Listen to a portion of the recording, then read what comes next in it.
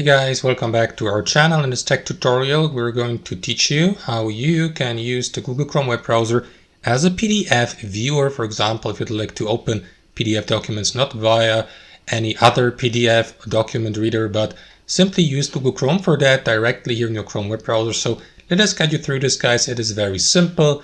So launch Google Chrome and access your browser settings here on Chrome by clicking on these three dots in the top right corner of your home screen and click into settings here at the bottom. And inside your browser settings, guys, head over to privacy and security here on the left hand side. Here to the right, click on site settings. After that, scroll down a bit till you get to the content section, and at the bottom of it you will see that feature here, additional content settings. So click on it.